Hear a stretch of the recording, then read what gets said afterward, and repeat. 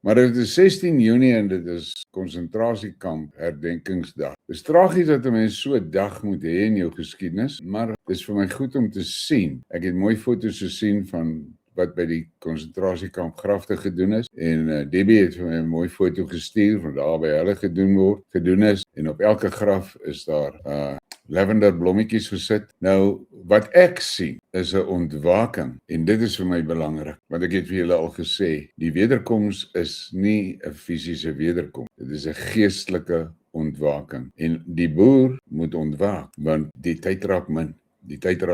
Hierdie RSA is 'n toring van Babel wat klaar besig is om in mekaar te tuimel, hoor. En daai in mekaar storting kan nie gestop word nie. Ons weet nie wat God se tydlyn is, maar ons moet ons regmaak. En ek wil julle herinner aan Watermeyer se woorde. Hy sê duidelik: laat ons onthou, maar laat ons nie haat. Dis belangrik daar. Laat ons onthou, maar laat ons nie haat. Daai is geweldig belangrik, want as ons gaan toelaat dat haat in die siege van ons inklim, gaan ons nie ver kom nie. Ek is jammer, want haat is 'n vernietigende emosie, en ek het al baie oor dit gepraat. Om te haat is soos om gif te drink en dink jou buurman gaan doodgaan. Gaan nie so werk nie, boere. Maar Watermeyer sê duidelik: laat ons onthou, maar laat ons nie haat. Dis tyd vir oppak, dis tyd vir saal, dis tyd dat die wit perd ons kom haal. Ek raak emosioneel oor hierdie goed, en ek gaan vir julle nou weer maar hierdie prentjie wys wat ek al tot vervelings toe gewys het, maar dit is belangrik dat ek dit wys, want dit is 'n ongelooflike belangrike ding wat glad nie vir 'n sekonde uit ons gedagtes uit mag gaan nie, want hierdie mense het die prys betaal. Hulle het die hoogste prys betaal. En as ek na hierdie soort prentjies kyk, dan moet ek eerlik wees en ek moet erken. Dit is vir my ook maar moeilik om te luister na Watermeyer se advies, maar ek maak werk daarvan daadwerklik nie toe te laat dat haat in die prentjie inglip nie, want dit is bad news. Ek sê net vir julle, ek het vir julle nuusplaatjies so goed wat ek kan wys. Ek weet nie dan van hoe Herman hulle se storie gaan, maar as ek die tekens reg lees in die Midde-Ooste, is die verhouding tussen Trump en Satanayo besig om teen 'n helse tempo te versuur.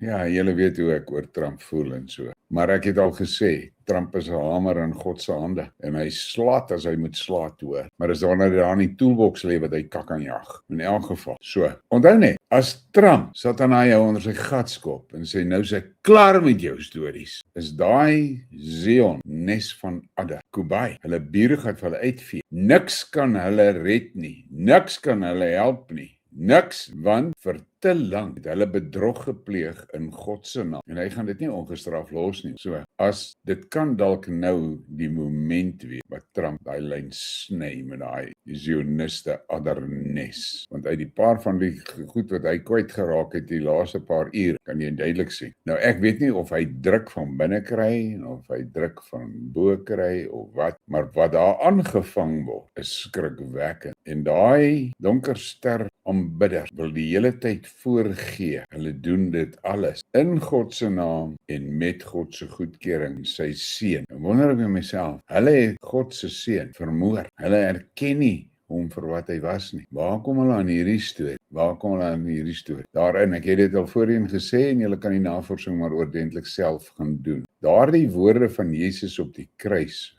is baie subtiel verander, baie subtiel, om ons almal op daai dwaalspoor te hou. Jesus se woorde was: Vader, vergeef hulle nie, want hulle weet wat hulle doen. 'n Baie goeie vriend van my se seun is vanmiddag oorlede. Sy laaste post wat hy gedoen het, Facebook, 6 ure voor hy dood, wat hy gegaan oor die feit dat daar duisende engele van God gereed gestaan om Jesus te red van daai kruis, maar Jesus het gesê nee, hulle moenie, want hy moes die prys betaal vir ons. En hierdie budgies ontken hom. Hierdie Torah swaaiers ontken sy bestaan en ontken die feit dat hy die prys betaal het. So ek sê vir jou vanaand, jy moet baie mooi luister. As jy vir jou op enige manier, by enige ding, enige enige ding van daai donker sterbende betrokke het, stap weg. Jy's in die tabernakel van die saad. Dit is wat ek vir julle. In hierdie groter tyd van God sal Afrika weer Eden bot. En julle weet, met hierdie afbreker kan Eden nie bot nie. Daar gaan iets met hulle gebeur. Wat? Gaan ek nie profeteer of probeer sê of dink nie.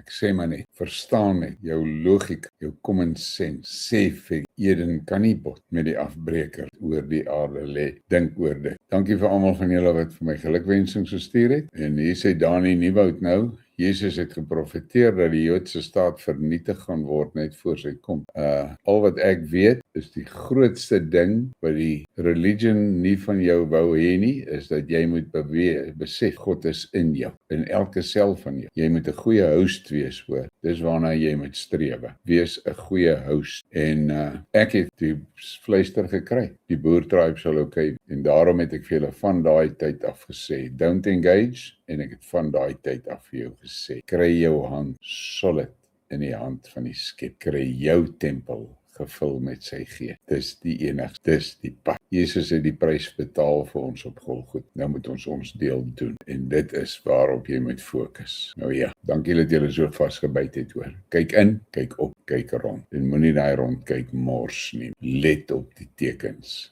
Let op die waarskuwing en stap weg. Boerieman, uit.